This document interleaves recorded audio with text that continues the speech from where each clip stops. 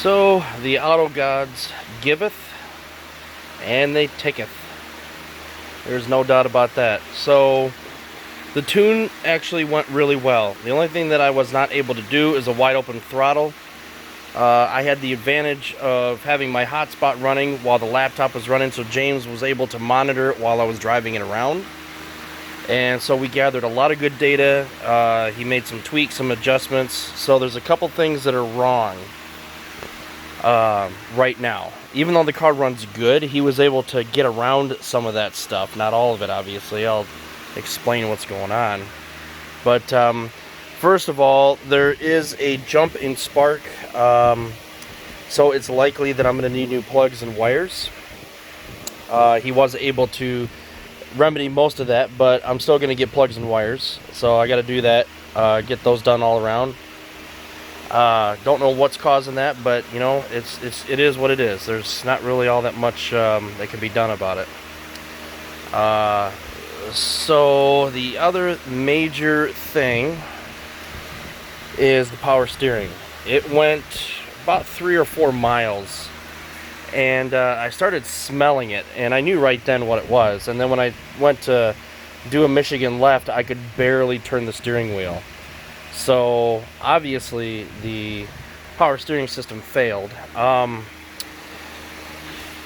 So if you look, it might be a little difficult to see on camera, but it actually looks like it sprayed right out of this line. I need to wait for the motor to cool off before I access that line, because the power steering fluid is still full. In fact, it's overfilled a little bit here, but it's still full, but I have no power steering whatsoever.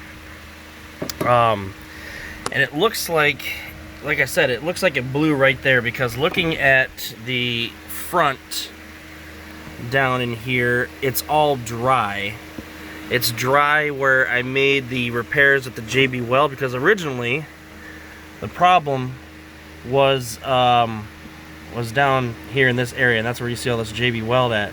So if this part of it had actually blown, then it would be all over this area too, and it's not. It's concentrated more over where the reservoir is at. In fact, you can see it pretty bad back here. So my guess is that one of these two lines, either this one here or this one down here, likely maybe even both of them, ended up going.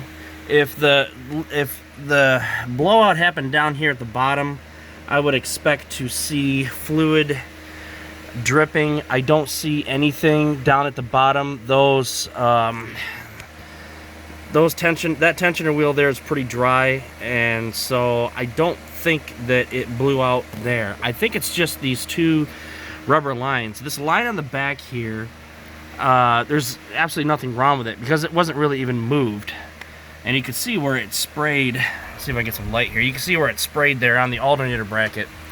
So I'm as soon as the motor cools down, it's really hot. I mean, I was running fairly hard. As soon as it cools down, I'm gonna remove both of these lines here, and then I'll end up seeing if that fixes it.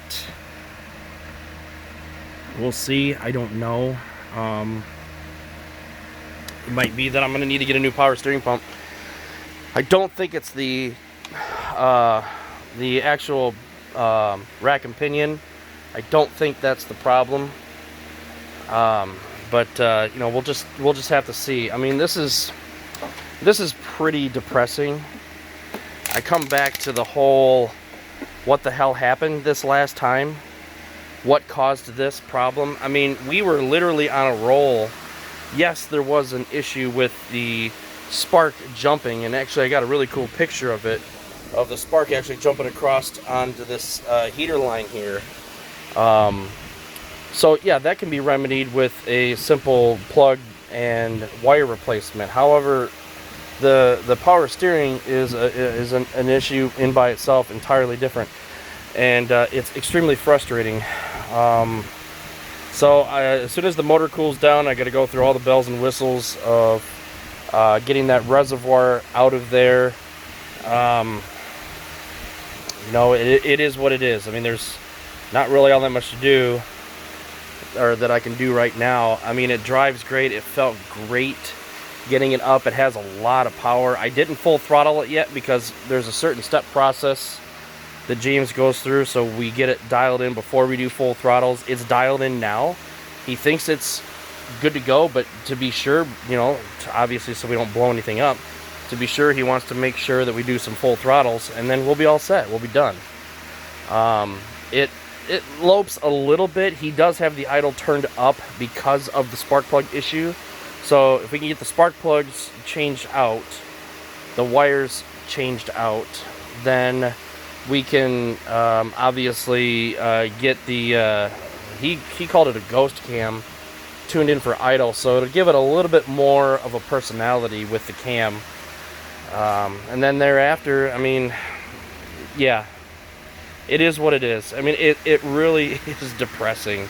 It's stressing, but I tell you what, James did an awesome job. He was there. The battery died. I mean, this battery, I need to replace that. The battery died, so I couldn't start it, so he had to wait for that. He was very patient. You know, we had a misfire on cylinder number 7, so he was diagnosing that with me. I mean, he spent a good amount of time on this with me. He didn't just tune it and go. He spent a good amount of time, so kudos to him. He did an excellent job, and I'm extremely happy with how he tuned it. It definitely has more of an aggressive feel. It has more bite to it. There's no doubt about that.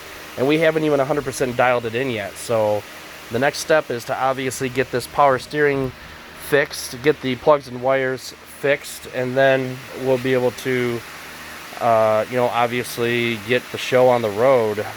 There are no other leaks other than the power steering. I didn't lose any radiator fluid, I didn't lose any oil, I didn't lose anything else. It was just the power steering. So as soon as I get that worked out, then I should be good to go. So anyway, there's your update. Like I said, I gotta let this cool down before I can even touch it. It's late right now, so I've gotta get to other stuff, probably get to bed here pretty soon. So just wanted to give you an update, but man, it felt great to drive it for that little bit that I was able to drive it. And all I need to do is get that damn power steering fixed now, and new spark plugs and wires, which at this point, man, that's got to be a breeze. I mean, yeah, it's a pain in the ass to reach the ones in the back, but yeah, it's definitely going to be a breeze to change those compared to what I've been through lately. Anyway, there's your update. Appreciate your support. Thanks to James for his patience. And as always, take care.